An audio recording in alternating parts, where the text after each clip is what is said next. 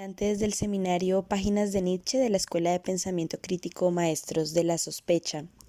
El día de hoy nos estamos encontrando para comenzar una conversación a propósito de esos aforismos del 127 al 147 de Más allá del bien y del mal.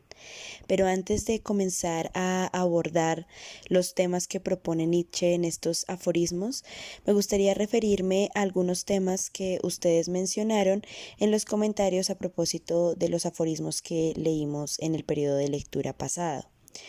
Primero me gustaría referirme a esa dificultad o ese reto que implica la lectura de aforismos. Y creo que aquí es muy importante reconocer que cuando hablamos de aforismos no hablamos, aunque se refiere también a frases cortas o a sentencias cortas, sabemos que no estamos exactamente ante un mismo tipo de sentencias que cuando, por ejemplo, hablamos de refranes o de proverbios, en el sentido de que no obedecen, no nos obligan más bien a obedecer irrestrictamente y desde los sentidos comunes, como en el caso de los refranes que parecen dar como una verdad única sobre cómo debería vivirse, sino que por el contrario los aforismos tienen la dificultad de obligarnos a hacer nuestra tarea como lectores rumiantes. Entonces implican una lectura repetida, un intento por descifrar el efecto que tiene cada una de esas sentencias en nosotros y también a conversar a propósito de las múltiples interpretaciones que pueden hacerse. En ese sentido, hablar en aforismos es bastante consecuente con la propuesta que hace Nietzsche de que no existe una unicidad en la moral, sino que implica interpretaciones, como lo hemos leído en los aforismos pasados. Entonces, vemos cómo efectivamente continúa ese cuestionamiento a la unicidad de la moral y cómo implica además una invitación a ser espíritus libres y a que no existen esos fenómenos morales únicos, sino interpretaciones morales. Y de allí también la importancia de eso que nos recuerda Miguel Ángel en el comentario que inició la conversación de la semana pasada y ese título que él pone frente al comentario, que es rebautizar el mal. Otro asunto que me parece fundamental conversar y que también estuvo presente en los comentarios de varios de ustedes la semana pasada es el de la condición de la mujer y sobre el carácter, podría decirse, misógino de algunos de los aforismos de Nietzsche. Sobre este punto yo creo que se han hecho interpretaciones efectivamente de que se trata de un pensador que tenía una cierta tendencia a la misoginia, pero yo creo que en este caso no sirve quedarse en ello, sino que tal vez sea más útil ahondar en la posibilidad de que eso que llama Nietzsche lo femenino y lo masculino, o el varón y la mujer, sean fuerzas o tendencias que nos habiten a todos, ya seamos hombres o seamos mujeres. Incluso sería interesante que las mujeres también pudiésemos en este sentido no identificarnos con esto que Nietzsche dice, las mujeres tal cosa y los hombres tal cosa, sino que pudiésemos hallar en nosotros ambas fuerzas y ambas tendencias. En ese sentido ya me permito como adentrarme en lo que parece plantear Nietzsche en estos aforismos del 127 al 147 de Más allá del bien y del mal. Y creo que el tema que nos permitiría, digamos, orientar la lectura de estos aforismos es la oposición que existe o que parece plantear aquí Nietzsche entre la apariencia y la búsqueda del conocimiento. En un primer punto, bueno, vamos a pensarlo primero desde el conocimiento y desde la ciencia. Este es un tema que ya viene Nietzsche planteando en los aforismos de la semana pasada, y es cómo ese ser espíritus libres implica el riesgo de enfrentar el mal que hay en cada uno de nosotros y la conciencia de la contradicción de fuerzas que nos habitan. En ese sentido, el conocimiento y la ciencia se asumirían como el descubrimiento de la verdad, el tener confianza en los sentidos, el deseo por mirar debajo de la superficie. Incluso aparece aquí una relación con el diablo, ¿no? Con el diablo como una oposición a esa virtud moral, y el diablo más bien como un rechazo a esa verdad de la moral de Dios, que se ha plantado especialmente en el cristianismo. El conocimiento y la ciencia son también esa búsqueda y esa transmisión de la verdad que tiene una exigencia de claridad, ¿no? Nos dice, quien desee transmitir la verdad debe acercarla lo más que sea posible a los sentidos, ¿no? Una exigencia de claridad. Un dudar de la verdad que creemos saber del otro.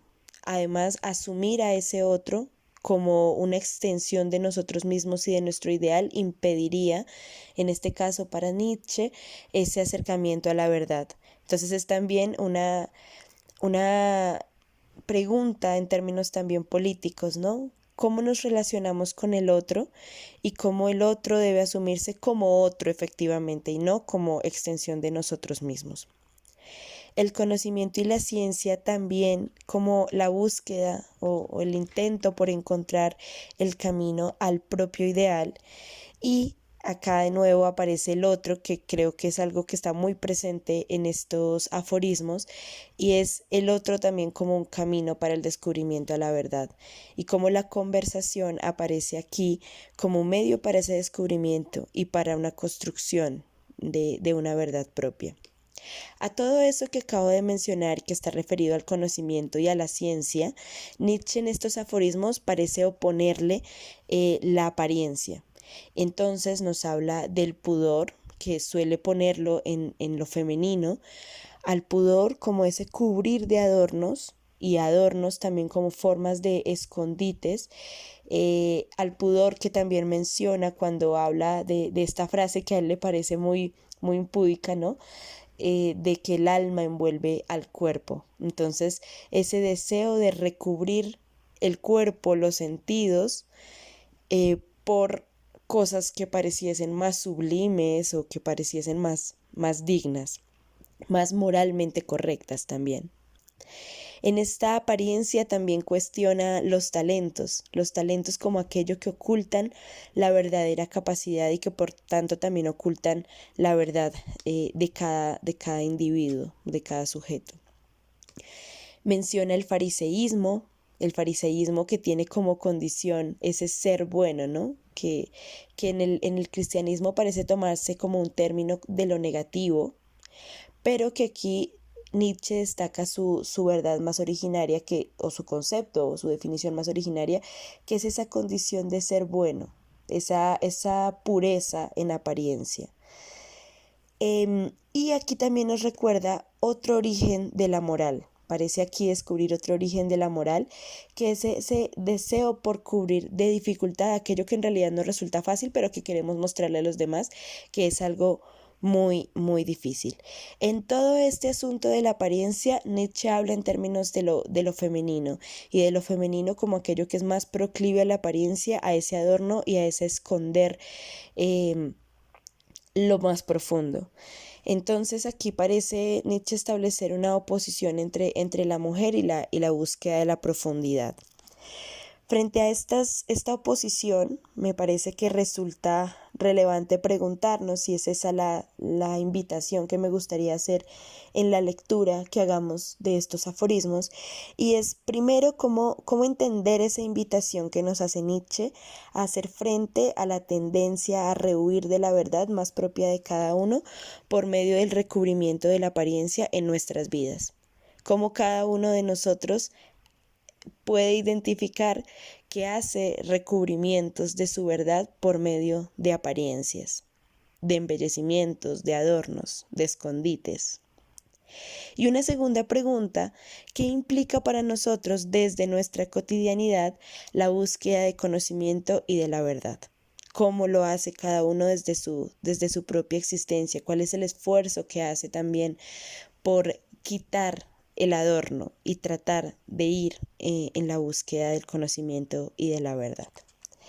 Les agradecemos mucho los comentarios que nos han compartido, han enriquecido profundamente la lectura individual y colectiva, y los invitamos a que continuemos trabajando en esta lectura conjunta que permite una reflexión completamente diferente de estos aforismos de más allá del bien y del mal.